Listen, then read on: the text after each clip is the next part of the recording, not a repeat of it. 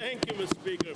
The 2015-2020 capital plan introduced under the previous government contained $29.5 billion in projects, including Southwest Calgary Ring Road and the University of Lethbridge Destination Project, both mentioned by the Minister in a recent news release. Yes. To the Minister, you seem to be very excellent at taking credit for PC initiative. Agreed. You even just held a press conference when you knew opposition would be sitting right here, saying that you created jobs and those jobs came from PC projects.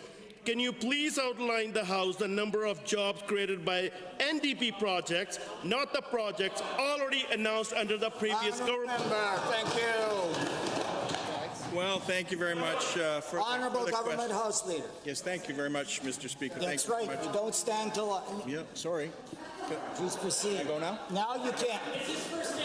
Yeah, I know. Thank you. Thank you very Still much, Mr. Speaker, for that reminder. And thanks to the honourable member for the question.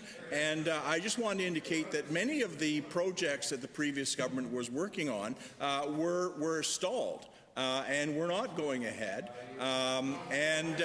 Their budget that they ran on and lost the election on, quite frankly, Mr. Speaker, was also something that's not designed to make good progress. Thank you, Honourable Minister.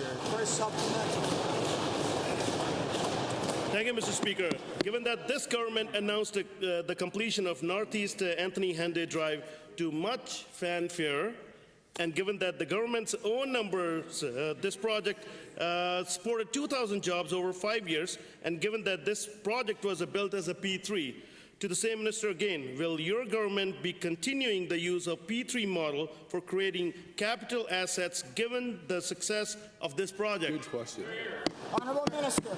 Thank you very much, Mr. Speaker. Well, we're very pleased that the Henday is now open right around the city.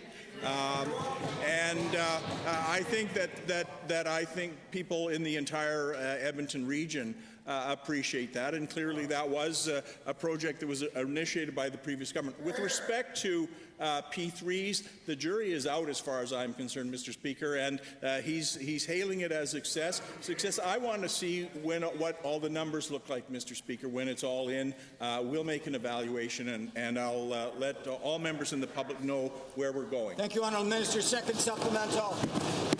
Thank you, Mr. Speaker. Given that the government has taken a special interest in the PC leadership race, I thought we could revisit the Premier's leadership promises, and given that she stated, and I quote, "We need to replace aging hospitals like Edmonton's Mr. Cordia," unquote. And given that this AHS is calling for a new Edmonton hospital, which would create a number of jobs as well as support frontline health care, can we expect a groundbreaking ceremony on Edmonton's new hospital soon, or is this no longer a priority? Good question. Honourable Minister of Health. It's not a surprise to me that the member from the third party cares mostly about groundbreaking ceremonies. It was clear from the progress that the last government made that was all they cared about, was getting signs up saying they were going to build something, not actually bringing about action, Mr. Speaker. And that's why when we came in and we looked at what had actually been done, they announced that they were going to do all this work at the Alex. They hadn't even done any beginning plans, Mr. Speaker. So we've actually moved forward by investing in planning processes. We're bringing about real change, and we're actually getting things built, and we're paying for it, Mr. Speaker.